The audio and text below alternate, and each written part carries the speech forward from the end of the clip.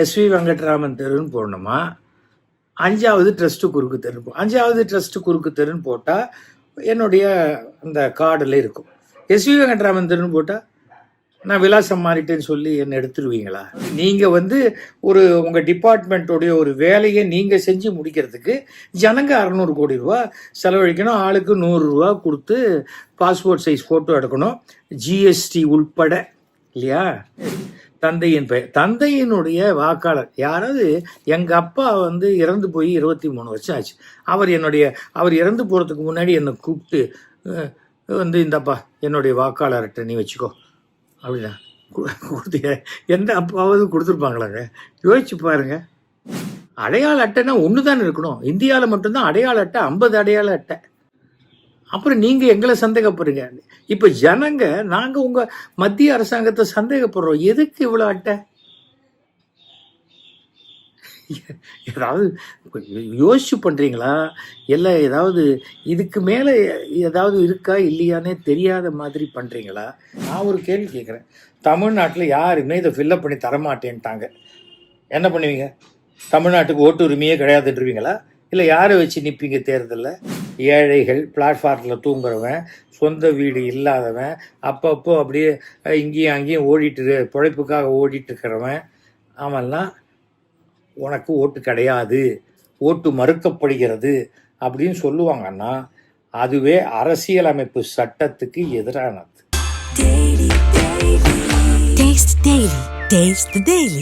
டயா booster சுகரை control பண்ணும், உங்க ஆரோக்கியத்தை மீட்டு தரும். சர்க்கரையை கட்டுப்படுத்துறதுக்கான எளிமையான வழிமுறை, இயற்கையான வழிமுறை. அனைத்து மருந்து கடைகளிலும் கிடைக்கும். வணக்கம். இது ஒரு அனெக்ஷர் மாதிரி. நேற்று நான் தேர்தல் ஆணையருக்கு கேட்டிருந்த சில சந்தேகங்களுடைய தொடர்ச்சி. ஏன்னா நேற்றுக்கு தான் காலையில் எனக்கு இந்திய தேர்தல் ஆணையம் கணக்கீட்டு படிவம் அப்படின்னு இது ஒன்று கொண்டு கொடுத்தாங்க. கொடுத்த உடனே படித்து பார்த்தேன். எல்லாம் தமிழில் தான் இருக்குது.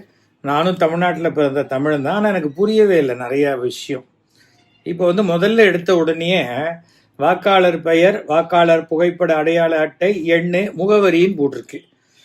அரசாங்கம் கெசட்ல அறிவிச்சு மாண்புமிகு தமிழக முதல்வர் எங்கள் தெருவினுடைய பெயரை 5வது ட்ரஸ்ட் குறுக்கு தெருவை மாற்றி எஸ்வி வெங்கட்ராமன் தெருன்னு வச்சாச்சு.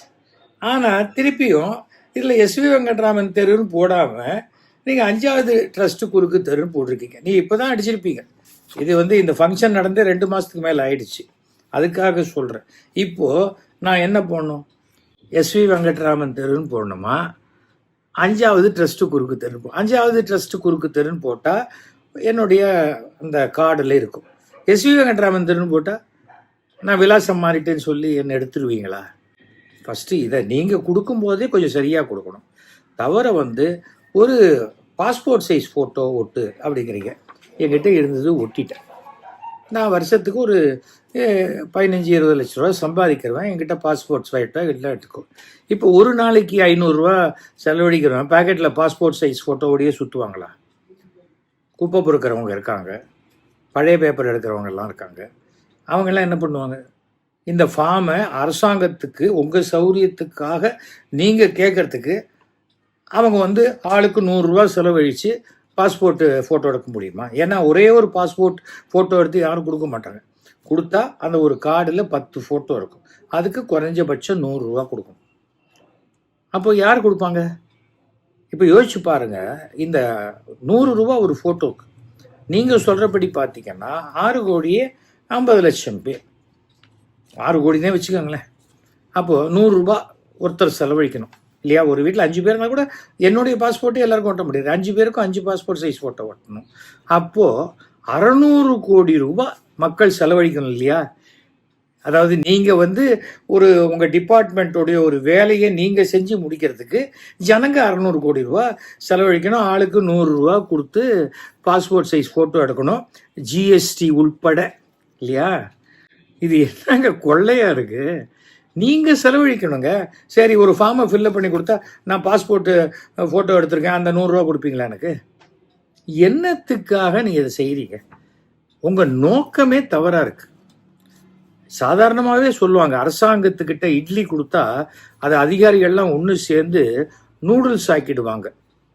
இட்லியை இடியாப்பமாக்கக்கூடிய ஒரு முயற்சி தான் அரசு துறை.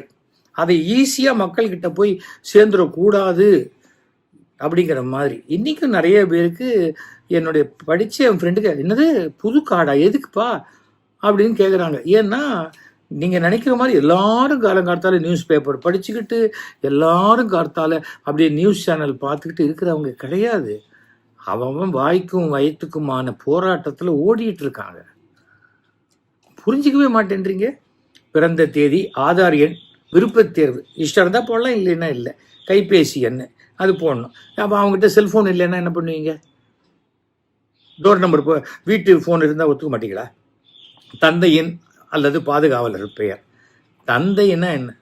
தந்தைங்கிறது அப்பா. பாதுகாவலர்னா யார்? எனக்கு புரியல. அது என்ன பாதுகாவலர்? தந்தை இல்லைன்னா சித்தப்பா போடக்கூடாதா? அம்மா போடக்கூடாது? என்ன அது? சரி, தந்தையின் பெயர். தந்தையினுடைய வாக்காளர் யாராவது. எங்கள் அப்பா இறந்து போய் 23 வருஷம் ஆச்சு. அவர் இறந்து போகிறதுக்கு முன்னாடி என்னை கூப்பிட்டு இந்தப்பா என்னுடைய வாக்காளர்கிட்ட நீ வச்சுக்கோ அப்படின்னா கொடுத்தீங்க.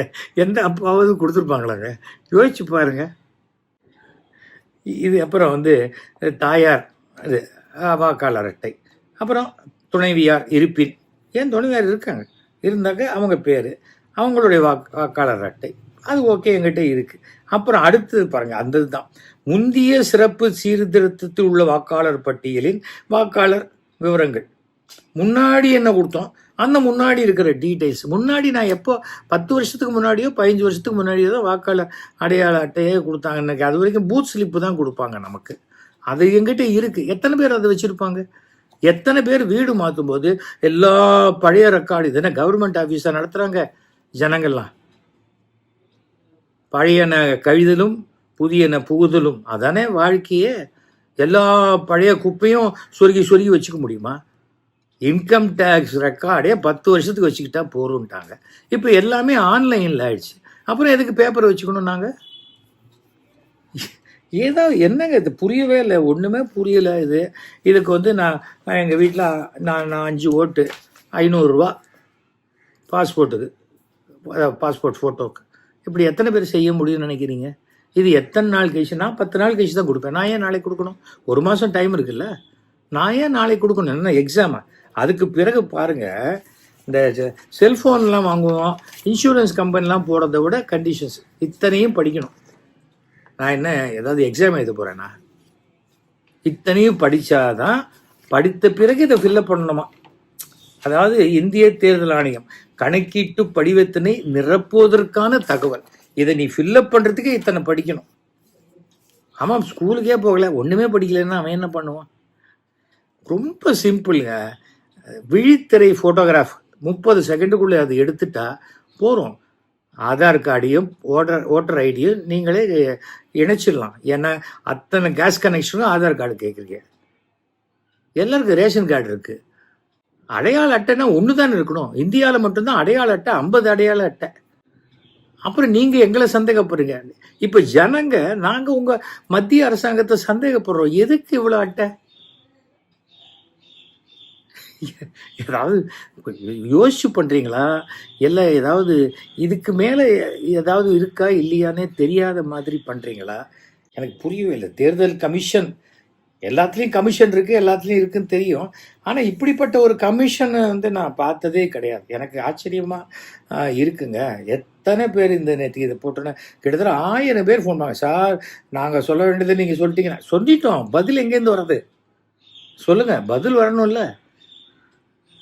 தமிழ்நாட்டு தேர்தல் ஆணையர் இது வரைக்கும் ஒன்றும் ப்ரெஸ் மீட்டாக கொடுத்து கேட்ட கேள்விகளுக்கெல்லாம் பதில் சொல்லவே இல்லை. சுப்ரீம் கோர்ட்டை உன்னைத்தான் நம்பி இருக்கும். சுப்ரீம் கோர்ட்டு இதெல்லாம் வேணாம், பண்ணுறதுனா பண்ணிக்கோ, எல்லாம் மே மாதத்துக்கு அப்புறம் பண்ணிக்கலாம். இது இல்லைன்னா இது 2 வருஷத்துக்கு முன்னாடி பண்ணியிருக்கணும். இப்போ பண்ண வேண்டிய வேலை இல்லை. தமிழ்நாட்டில் மட்டும் 6.5 கோடி பேருக்கு 2 மாதத்துக்குள்ளே வீடு வீடாக போய் எப்படி உங்களால் செய்ய முடியும்? எப்படி பண்ண முடியும் சொல்லுங்கள்? பிப்ரவரிக்குள்ளே பண்ணி முடித்து லிஸ்ட்டு கொண்டு வந்துட முடியுமா? அப்போ என்ன அரையும் குறையுமா தானே இருக்கும்? ஒரு குழந்தை பிறக்கணும்னா 10 மாதம் வெயிட் பண்ணி தான் ஆகணும். இல்லை பரவாயில்ல, நான் சென்ட்ரல் கவர்மெண்ட்டு எனக்கு 4 மாதத்துலேயே பிறக்கணும்னா அது பேர் அபார்ஷன்னு பேர். அதை புரிஞ்சுக்கணும். 4 மாதத்துலலாம் பிறக்காது குழந்தை. அந்த 10 மாதம் அதுக்கேற்ப இந்த வேலை, ஒரு வேலையை ஒரு நாள் இத்தனை மணி நேரத்தில் இத்தனை பேர் செய்தால் மொத்த வேலையை செய்வதற்கு எத்தனை பேர் எத்தனை நாள் வேலை செய்ய வேண்டும். இது 7வது 8வது படிக்கும் போதே கணக்கு பாடத்தில் வந்திருக்கு. அதை கூட படிக்காமல் பெரிய அதிகாரிகளாக போய் அவங்க அட்வைஸ் கொடுத்து, இல்லை மிகப்பெரிய அரசியல்வாதிகள் கொடுத்த அட்வைஸுக்கு மண்டையை ஆட்டிட்டு, பாருங்க இதை வச்சு நான் தமிழ்நாட்டை ஒழிக்கிறேன்னு சொன்னேன். நான் ஒரு கேள்வி கேட்குறேன், தமிழ்நாட்டில் யாருமே இதை ஃபில்லப் பண்ணி தரமாட்டேன்ட்டாங்க, என்ன பண்ணுவீங்க? தமிழ்நாட்டுக்கு ஓட்டு உரிமையே கிடையாதுன்றீங்களா? இல்லை யாரை வச்சு நிற்பீங்க தேர்தலில்? நிற்பீங்க, பிஜேபிக்காரங்க அதை கொஞ்சம் பேர் ஃபில்லப் பண்ணி கொடுப்பாங்க, முடிஞ்சவங்க ரொம்ப புத்திசாலியாக இருக்கிறவங்க ஃபில்லப் பண்ணி கொடுப்பாங்க. அப்புறம் கூட்டணி கட்சிக்கு வர ஆசைப்படுறவங்க வேணால் ஃபில்லப் பண்ணி கொடுக்கலாம். அவங்களுக்கும் நம்ம இருக்கிற ஓட்டும் இவங்க பிடிங்கிட்டா என்ன பண்ணுறதுங்கிற பயத்தில் அவங்களும் பண்ணலைன்னா என்ன பண்ணுவீங்க? ஃபர்ஸ்ட் ஆஃப் ஆல் இன்றைக்கி கோர்ட்டில் கேஸ் போட்டிருக்கு. நாளைக்கே இப்போ ஒரு 10,000 பேர் சேர்ந்து கேஸ் போட ஆரம்பிச்சிட்டாங்கன்னா என்ன பண்ண முடியும்? இது ஒன்றுமே இல்லை. இந்த கேஸை டீல் பண்ணுற ஜட்ஜி எத்தனையோ விஷயங்கள் பேப்பரில் படித்து ஜட்ஜஸ்லாம் அதை வந்து சுமோட்டோவாக எடுக்கிறாங்கல்ல.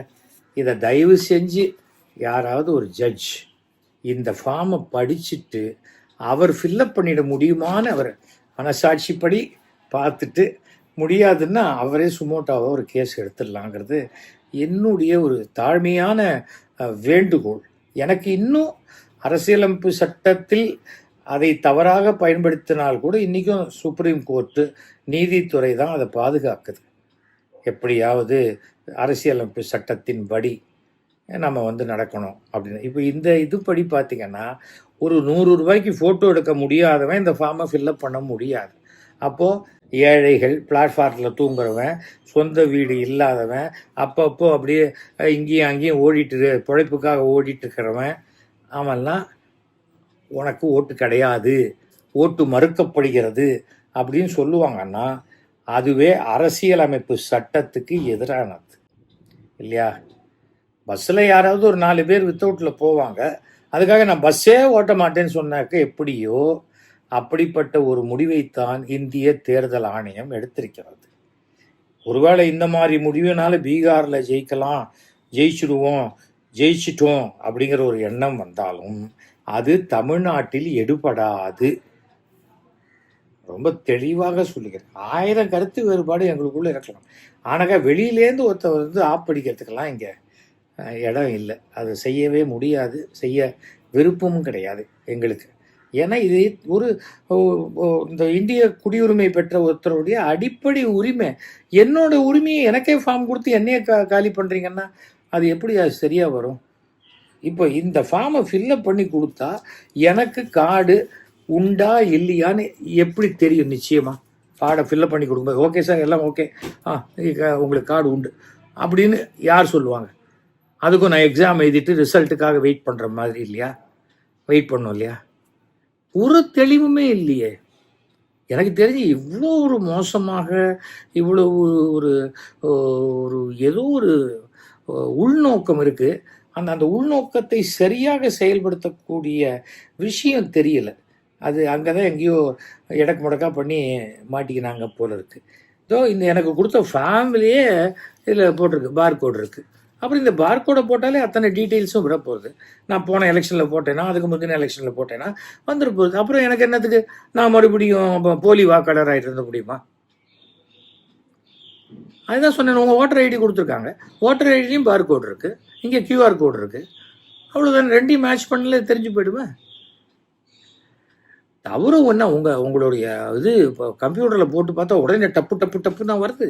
பாகம் எண்ணு, அது என்ன, அதை குறி, இதை பாருங்க, பாகம் எண்ணு முழுக்க நீங்களே போட்டுட்டீங்க ஃப்ரண்ட்டில். இதில் பாகம் எண் என்ன, வரிசை எண் என்ன, எல்லாத்தையும் போட்டுட்டு ஸ்கூல் போட்டுட்டு திருப்பி அதையே கீழே கேட்குறீங்க.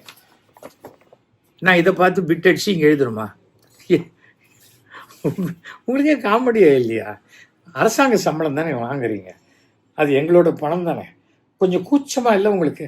அசிங்கம் பண்ணுறோமே இப்படி ஜனங்க பணத்தையே நம்ம வாழ்க்கையை நடத்திட்டு சோறு சாப்பிட்டுட்டு கடைசியில் ஏதோ யாரோ சொல்கிற அரசியல்வாதி பேச்சுக்காக ஜனங்களே ஏமாத்துறோமே அப்படின்னு இது வரைக்கும் தேர்தல் கமிஷனில் இருக்கிற ஒரு அதிகாரி கூட ரிசைன் பண்ணவே இல்லை. பார்த்தீங்களா? ரொம்ப கஷ்டமாக இருக்கு. இருக்கட்டும், வாழ்க சனநாயகம். ஓகே, நல்லா இருக்கட்டும். ஜெய் ஹிந்த்.